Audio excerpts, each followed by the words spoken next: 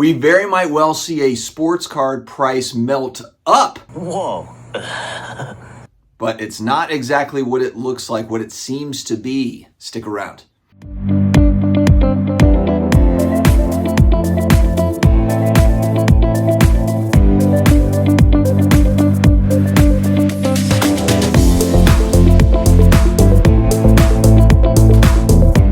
What's going on, sports card hobby family? Another day, another sports card video, fresh back from New Orleans. Ate too much, a little puffy, need to intermittent fast and drop a few LBs from that trip. But man, it was worth it watching the New Orleans Saints beat the Cleveland Browns with my youngest.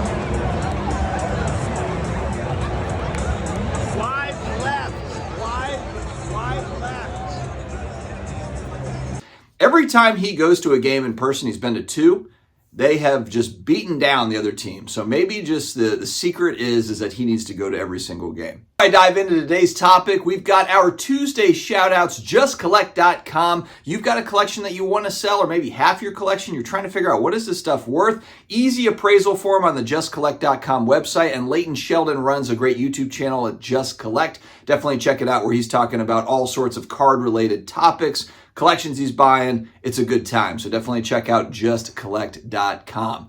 Card Capsule. Card Capsule. You want good supplies. You don't want to pay a fortune for them.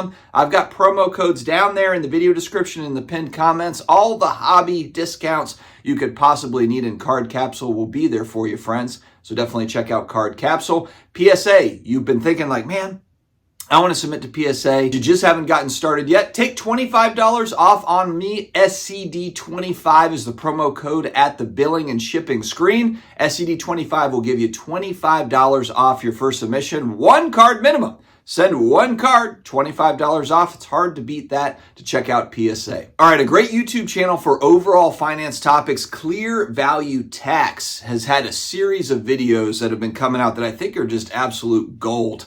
I've talked about him going back, I think it was a few weeks when we talked about the first one.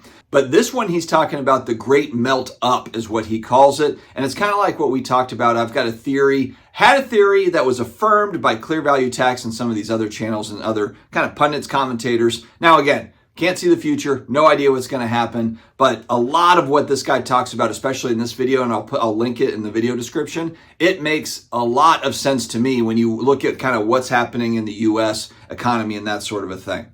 So what he's talking about here is that, of course, we've seen a massive inflationary environment going back to 2020 when all the stimulus money was pumped into the market. We all know that. We've talked about that. But what he is predicting, and honestly, I can't really defend against it, is that he is predicting a hyperinflation environment where that continues to keep going up. And what's really kind of spurred this on is, of course, the Federal Reserve. Now they're going to pull back interest rates. They're going to pull back interest rates. How far are they going to go? Pull back interest rates and make borrowing money cheap again. What happens when borrowing money is cheap again? Well, it floods out into the universe. It flooded in 2020, 2021. It flooded out into sports cards. Not just sports cards, of course, traditional investments like real estate and stocks. You know, you're kind of wondering like, man, how's the Dow Jones so high? I mean, a lot of it is just the extra money that's in the machine. The extra money that has been printed and put out into the world. It's got to go somewhere, and it's gone to real estate, and it's gone to stocks. It's gone to food as well. That's why you're seeing food so expensive. So essentially what's been talked about before on this channel that I agree with too is that the United States in particular cannot afford a deep recession. It's spending a lot of money. Our national debt is high. We pay interest on that debt. And so higher interest rates mean higher interest on our own debt. We can't afford it. We simply can't afford it. At the same time, we can't afford a deep recession where half the country loses their jobs. Let's just say, let's be dramatic about it, because they need the tax revenue. We need the tax revenue to pay the bills. So you see, there's kind of this vicious cycle that's happening here where the Fed cannot keep rates high forever. Just can't. Sadly, even at 5.25%, the Fed fund rate, that's not really historically a high rate. I mean, going back in time, we've talked about it, 1980, mortgages were 17, 18% in 1980. You want to talk about inflation and high interest rates.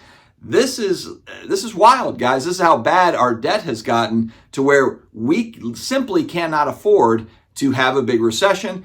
And the Federal Reserve has said, they have said it themselves, hey, if the economy gets bad, we'll fix it. How are they going to fix it? Print more money, make borrowing cheap, and that means businesses spend more. They're less likely to lay off and that sort of a thing. So you've got this cycle going on. Now, what does this have to do with sports cards? And I think this is something that we're going to have to be really careful with. I'm going to circle back to some of the other things that he said. First off, he did say, and he's a traditional finance guy. So he's saying, hey, look, you're going to have to keep up with inflation.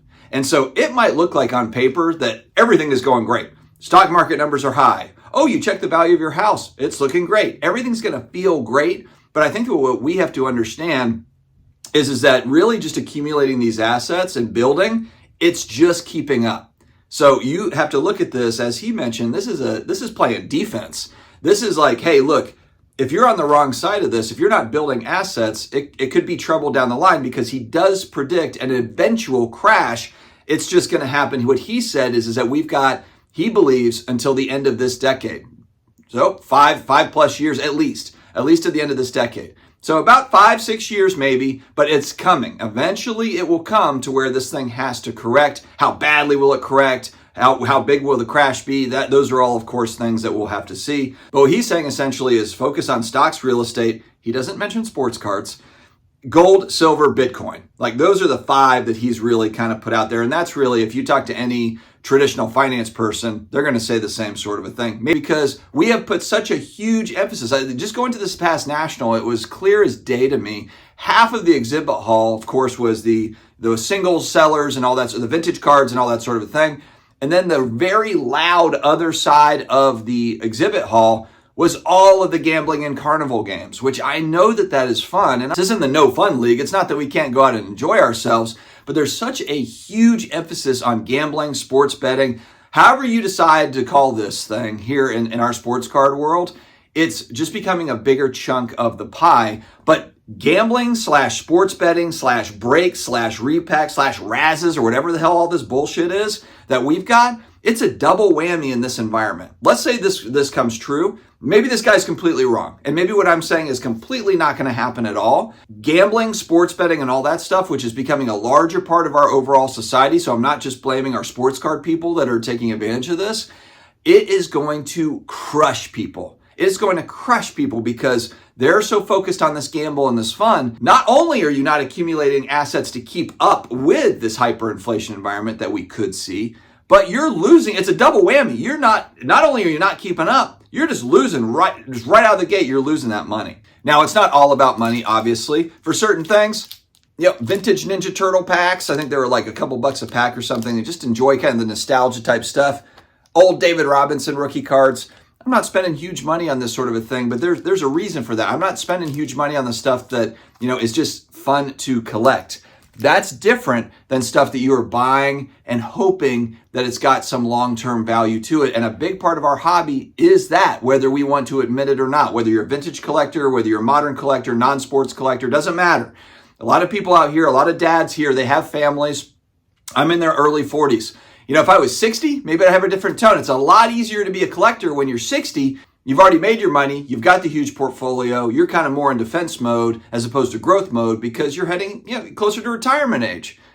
I'm in my early 40s. So when I buy stuff, it needs to matter. Like, I've got a family. There's always somewhere else to put that money. There's always that opportunity cost, not even just for family needs, but in what we're talking about here with other assets. And let's face it, the majority of sports cards are not assets. They're probably liabilities. So I think that we all need to keep that in mind when we're just throwing money around, trying to be a badass in the sports card hobby. And again, I'm talking from the viewpoint of somebody that has a family, has responsibilities. And look, if you're 20 and you don't have responsibilities and you don't have any bills, then hey, do what you will. But again, I think whether you're 20, you're 40, you're 60, you really got to take this stuff seriously, because any sort of economic downturn, if you don't have the reserves in place, whether that be cash or assets or whatever it is, then it can hit you. And with this, the way that it sounds, it could be like a big melt up. Like everyone talks about the meltdown. It could be a big melt up, but eventually,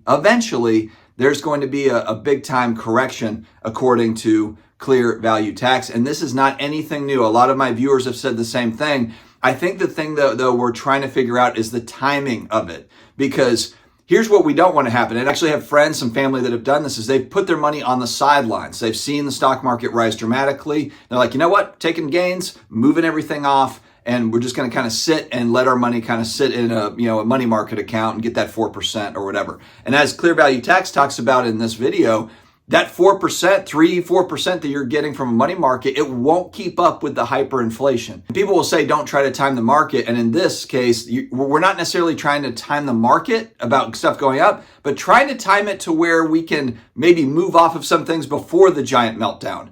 It will come eventually. And then the other side of that, though, is if we're melting up for the next 5 years, let's say, and let's say I'm just going to throw out, a stock today is $100 and in 5 years it's $500. The big question mark again is going to be, does that stock go from $500 down to $100, or does Bitcoin go from, right now it's 90,000. Does it go to 200,000 in 5 years? And then does it come back? How far back does it come down? When we're talking about a big crash, is it going from 200 to 150, or is it going from 200 to 60, or is it going from 200 to 10? These are all important details. Of course, if we had Biff's Almanac from Back to the Future, we would have all this stuff figured out. This is kind of the fun, though, of the game, of the finance game. Whether you're talking about cards, collectibles, or traditional finance stuff like stocks and real estate and all this other stuff. But again, I'm going to hit on this main theme that I've talked about on my channel.